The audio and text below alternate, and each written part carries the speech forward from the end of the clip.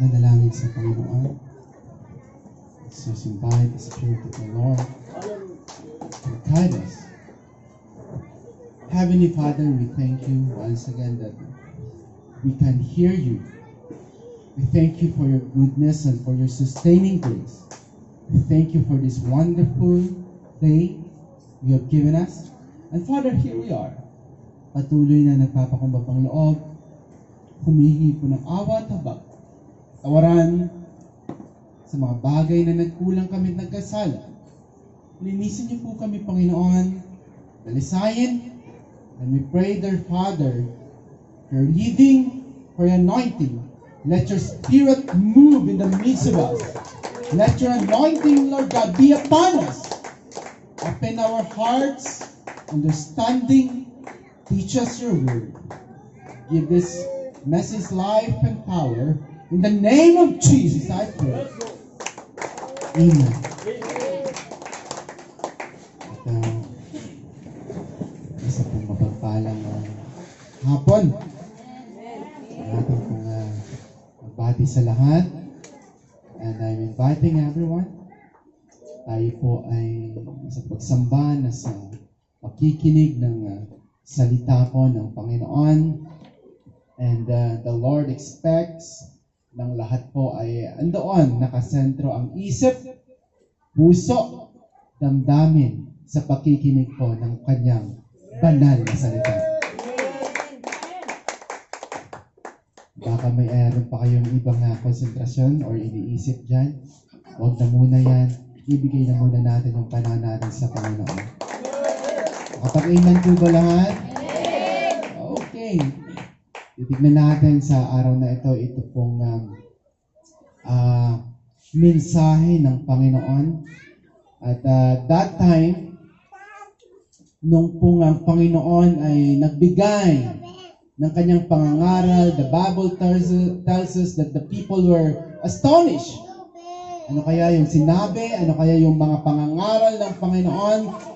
During that time, titignan po natin ito, uunawain natin, and let's get some lessons na pwede po nating may apply sa ating pong panahon. And so that day, ang Panginoon kasama yung kanyang mga disciples ay pumunta po sa synagogue.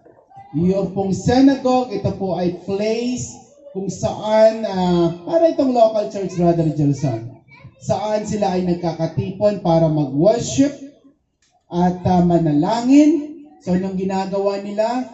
At mag-aral or magbasa ng salita ng Panginoon. So, ito po ay ginagawa ng mga eskriba at mga rabbi. Sa kanila po itiniwala yung pong salita ng Panginoon. Okay, yung typical na preaching ng rabbi or scribes during the time was lengthy, mahaba, dry, parang binabasa lang, nagko-quote ng kapwa rabbi. So parang ganun lang, napaka-dry, wala pong effect, wala pong spirituality doon sa kanila pong pangangaral. At saglit lang. Yung mga bata, ano naman. Okay na. At kasama po kasi ito sa dapat na i-guide natin upang sila po ay lumaki. Hindi naman yan forever bata, maturuan natin. Kasi huwag naman silang nagkukumpit sa atin. Okay, mas malakas pa sila eh. O mga bata, upo muna tayo. Mamaya na yung laro Okay? Approve kayo dyan? Okay, walang nagsisigawan. Huwag kayong nag-kukumpit kay Tito Mike kasi dito sa oras na ito tayo po ay mag-aaral ng salita ng Panginoon. Amen lahat? Okay. Balikan natin. So, yung tagapagturo nila, Brother Jelson, yung rabbi at mga eskriba sa kanila, ipinagkatiwala yung pong salita ng Panginoon. So, balit, sabi ko nga, yung pong service during that time, napaka-dry, walang kabuhay-buhay. At yung pong synagogue, ito po ay naging sentro ng Jewish religion. At during that time, kapag pumunta ka doon, Sister Sarah, dry nga walang life. Subalit, gusto ko pong makita niyo po ito. Ang Panginoon, during the Sabbath, ay pumunta po doon. Although tayo ngayon, hindi na po tayo nag-worship sa Sabbath day. Ito po yung worship time natin ay Lord's Day. Ipinagdiriwang natin dito yung pong pagkabuhay na mag-uli ng Panginoon. But gusto ko pa pansinin po natin, kahit ganun po yung sitwasyon, pumunta ang Panginoon sa synagogue. And my dear brothers and sisters, let me tell you this. Ang Panginoon nag-i-expect rin na ang bawat nyampung anak, every time na may pagkakatipon, every time na may pagsamba, ay andito rin po. Ulitin ko, nag-i-expect ang Panginoon lahat tayo ay andito every time na tayo po ay nagkakatipon sa pagsamba. At hindi lamang tayo basta naririto tayo at nakikiisa. Hindi lamang yung physical natin, katawan ang naririto, yung isip natin, yung puso natin ay naibibigay natin sa Panginoon. Kasi kahit andito ka, kung malayo naman yung isipan mo, parang lang. Ano ba, Kuya Alvin? Parang yung kwento, Brother Jelson, old story. Alala natin, dalawang Christian sa Ate Ruby, patungong church. Medyo ano pa to panahon pa ni Kuya Jelson. Anyways, sa kanilang, naglalakad lang sila. Sa kanilang paglalakad, Kuya Alvin, patungong pagsamba, nakadaan sila, yung parang, parang sapa. Ang daming isda. Sabi niya, papunta tayo. Subalit kung lalagpasan natin ito, baka mamaya pagbalik natin, wala na. So, Kuya Alvin, anong gagawin mo? Nasa pagsamba. Sabi niya, eto Brad, ako na yung sasamba, ikaw na dito, tapos satiin natin dito. Mamaya pagkatapos. Tapos, para at least kahit isa sa atin makapagsamba. Anyways, andoon siya, nanguhuli ng isda at tinubi, iniisip niya, kamusta na kaya yung gawain doon? Andoon naman yung isa sa gawain, yung iniisip, kamusta na kaya yung mga isda, baka maisahan ako noon Tanong, sino kaya yung pinagpala sa kanilang dalawa? Wala. Parang silang, kahit yung isa doon sa bahay-simbahan, hindi naman nakapang-post, hindi naman, malayo naman yung puso. Yung puso nasa isda. What I'm trying to say is this. Kapag andito tayo, ibigay na natin yung the best. Yung buong attention mo, yung buong isip mo, yung buong energy mo, ibigay mo na para sa Panginoon. Kahit minsan inaantok-antok ka, pero pagdating sa worship, talaga naman the best talaga ibigay natin sa Panginoon. Sino ba yung inaantok dito? Wala. Praise the Lord, lahat masigla. Kasi andito tayo sa pagsamba at pagpupuri sa Panginoon. Dapat andito tayo lagi kasi mahal natin ang Panginoon. Sino ba dito yung umiibig sa Panginoon? Yung mahal na mahal ang Panginoon. Lahat tayo, mahal natin ang Panginoon? Okay. Kung mahal natin ang Panginoon, wala tayong palalagpasin na gawain ng Panginoon. Diba? Kapag kamahal mo ang isang tao, kapag andyan siya, sisikapin mong marating yung lugar na yan. Dito, alam natin, dito tayo nagkakatipon para sa Panginoon, para sa pagsamba, pagluwalhati sa Panginoon. Dahil mahal natin ang Panginoon, pupuntahan natin lagi ang gawain ng Panginoon. Dahil mahal natin ang Panginoon, ini-enjoy natin yung presence niya, ini-enjoy natin yung kanyang mga salita, yung mga pagpupuri, pag-awit sa kanya. Dahil mahal natin ang Panginoon. Ang sarap. Correct? Masarap, Brother Jason, kasama kapag kamahal mo. Diba? Kinikilig ka pa, Sarah. Okay lang daw kiligin, wag lang mag-assume. Tama ba yan? Ganun talaga, but sa Panginoon, di mo na kailangan mag-assume because the Lord loves you so much. Oo. Kung merong ibang pa-fall, ang Panginoon, hindi yun pa-fall. Kapag na-fall ka, sasaluhin ka pa ng Panginoon. Okay? And here we are in the church of God because we love the Lord. Hindi lang siguro kinikilig tayo eh. Diba? Hindi natin mapigilan yung ngiti. Minsan napapaluha tayo, hindi sa lukot, kundi sa kagalakan, sa presensya ng Panginoon. Hallelujah! Diba, nai-excite tayo. Minsan Kuya Alvin eh. Excited ka ba lagi kay Lord? Oo, di ba, Kuya Ramon? Excited si Kuya Ramon eh. Yung ngiti niya every Sunday. Nako, hanggang tenga yan. Bakit? Oo, papunta sa simbahan talaga. Hanggang tenga yung ngiti, hindi mapipigilan yan. Kahit, di ba Kuya Ramon? Kahit hindi mo sunduin, darating yan.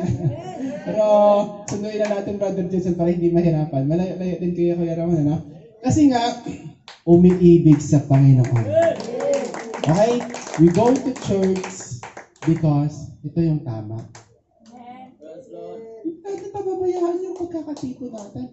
We support the church of the Lord, the kingdom of the Lord. Kasi ito dito, na ipopromote natin yung kingdom ng Panginoon. Yung gawain ng Panginoon. Diba? Mahal natin ang Panginoon? Okay. Pagsikapin talaga natin na lagi, kapag kami gawain ng Panginoon, andito po tayo. Okay?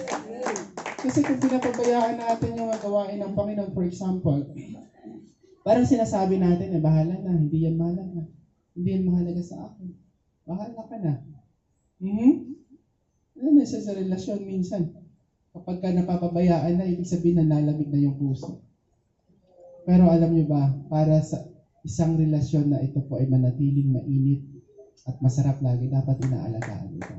Yun din po, yung dapat na ginagawa natin sa relasyon natin sa Panginoon Jesus. Okay? Kasi pag nagpapaya ka, hindi, kumukupas yung emosyon mo minsan kung hindi mo aalagaan. Okay, balikan natin. So ano ba yung ano ba yung nangyari? Diba, nag-i-expect siguro yung mga tao, okay, this would be another day, the same preaching, the same dry messages. Subalit nung ang Panginoon ay nangaral, sabi ng Bible, siya po ay nangaral na meron pong authority. Ulitin natin. Siya ay nangaral na merong authority. Ang pangangaral niya is something na alam niya, sigurado siya at ang pinangalan niya walang iba kundi salita ng Panginoong Diyos. Okay? Gusto ko pong bigyan ng emphasis to. Yung pinangaral niya walang iba kung hindi ang salita ng Panginoon. Ano ba yung mga pinangaral ng Panginoon? Maalala mo, Brother Johnson? Diba, nangaral siya about heaven, about hell. Nangaral siya about morality. Ano pa? Lahat na patungkol po sa buhay natin, salvation, heaven, hell, everlasting life, yun po yung pinangaral ng Panginoon. At gusto ko pong sabihin sa atin, kasi minsan hindi lang puro encouragement yung pangangaral dapat. Sabihin natin yung totoo. Ano ba yung sinasabi ng Bible? Kung may kailangan itama natin. Correct? Kung kailangan may mapagsabihan, para maitama natin yung lakad natin. Gagawin natin yan. Kasi hindi na po ito puro positive, hindi na puro ito pa-cute, puro okay lang yan. Ano ka pa? Oh, come on. It's not all the time na gano'n. Paminsan, Brother Jason, para pag nakatamahan tayo yung ating kalooban, praise the Lord. Ibig sabihin, ganun ka ka-special sa Panginoon. Kasi, ayaw ng Panginoon na manatili ka sa paglakad mo. And so, my dear brothers and sisters, kami pong mga tagapagsalita ng Panginoon, wala kaming dapat isabihin dito, salitain dito. Hindi po namin dapat sinasabi nito yung mga personal naming opinion or personal naming paniniwala, yung tinuturo namin dito. At dapat na ituro namin dito, walang iba po kung hindi ang salita ng Panginoon. Hindi ko po ipopromote dito kung sino mang tao or kung sino mang pastor o anumang bagay. Ang ipopromote natin dito, walang iba kung hindi ang Panginoong Jesucristo. We would not be promoting traditions. Ano yun yung pinapromote nila noon, Brother Johnson, di ba? Kaya pinagsabihan sila ng Panginoon na mas mahalaga pa sa inyo yung tradisyon kaysa salita ng Panginoon. Mas binibigyan nyo ng halaga. Ano, Kuya Alvin? Wala naman masama minsan, may mga gandang tradisyon tayo. Di ba, Brother Johnson? Ano ba yung magagandang tradisyon natin? Mano po. Di ba? Magagandang tradisyon Pilipino. When it comes to spirituality, dapat yung sinasabi natin dito, yung salita ng Panginoon. Wala na kung ano. Lalo na kung yung tradisyon natin would be against the Word of God. Tapos gagawin nating standard, ito dapat, pagka nagsalita ka, ganito dapat muna. Nakakalungkot.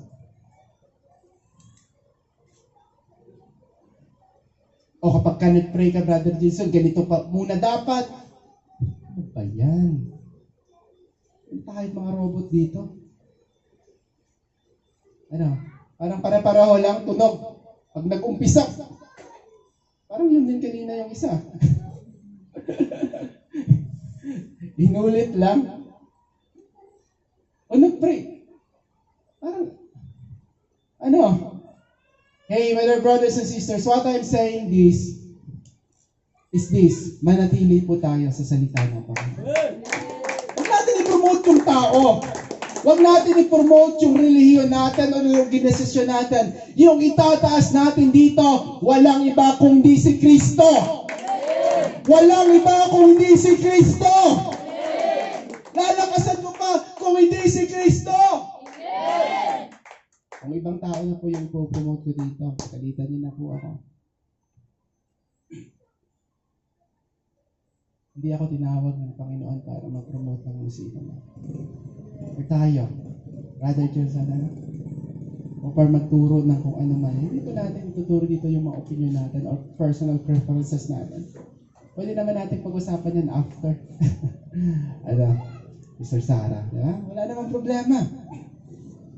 Pero kapag kagamit natin yung pulpito, sikapin natin manatili sa pagtuturo ng salita ng Diyos. Praise the Lord! Okay, to give us insight kung ano yung pangangaral ng Panginoon, let me read to you Luke chapter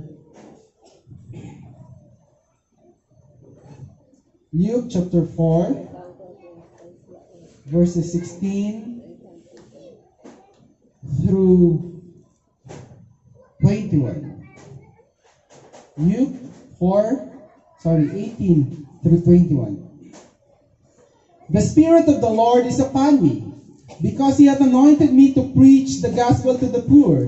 He hath sent me to heal the brokenhearted, to preach deliverance to the captives, and recovering of sight to the blind, to set at liberty them that are bruised, to preach the acceptable day of the Lord.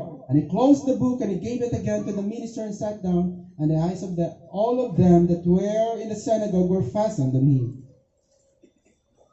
And he began to say to them, this day is the scripture fulfilled in your ears. Sabi ng Panginoon, to preach the gospel to the poor. Sino yung mahihirap dito? Ano ba yung mahirap? Yung walang kaya. Yung walang yaman. Tama ba? Ang sabi ng Lord to preach the gospel to the poor. Alam niyo po, this is not only poor financially. Kasi kung poor financially, baka hindi to pwede sa iba. Ito po yung kondisyon ng taong wala pong ang Panginoon sa buhay. Poor is poor. Spiritually poor. Okay? Kung malayo sa'yo si Lord, wala kang kaya. You are poor. Kahit may pera ka. Poor spiritually. And because you are poor spiritually, you need a Savior. Kaya minsan kahit yung ibang marami namang pera, bakit parang wala pa rin kakontentuhan, wala pa rin joy, wala ang satisfaction sa buhay because there is something lacking. Ang Panginoon sa buhay nila. And ang sabi, to preach to the poor, to heal the broken-hearted. If you are broken-hearted, merong Panginoon na handa pong i-heal yung nasasaktan mong puso. Yung nabibigatan mong puso. Ano mang dahilan yan? O sino man ang dahilan yan? Meron tayong Panginoon ready to heal. Ano ba gawin sa akin? To preach the gospel to the poor, to heal the broken-hearted, to set the captive free. Ano ba? Yung mga bulag, buksan ng mga paningin, at etc. Alam niyo po, yung epekto ng kasalanan, ito po. Wasak na puso, nahihirapang puso. Epekto yan ng kasalanan sa mundo. At yung epekto ng kasalanan minsan ay para baka tayo nakakulong. Hindi tayo makalaya-laya. Ang sabi pa niya, gusto kong bumait, hindi ko magawa. Sabi ni Tito Andrew. Alam ba, bakit? Kasi bihag tayo minsan ng kasalanan. But you know, the Lord is able to set you free. Ibilingan ko yung oras, and I think I'm about to close this message. Let me just close this message with this. Alam niyo po, yung powerful gospel na ito ng Panginoon that made the people astonished, dumbfounded. They were, surprised. They were shocked by the message of the Lord. This message is still true sa panahon natin.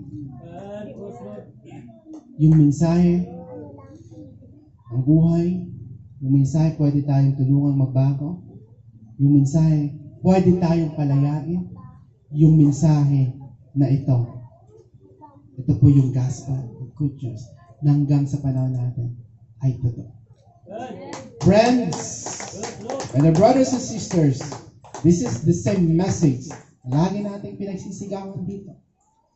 Na lagi nating pinagsusumikapang mapaabot sa mundo.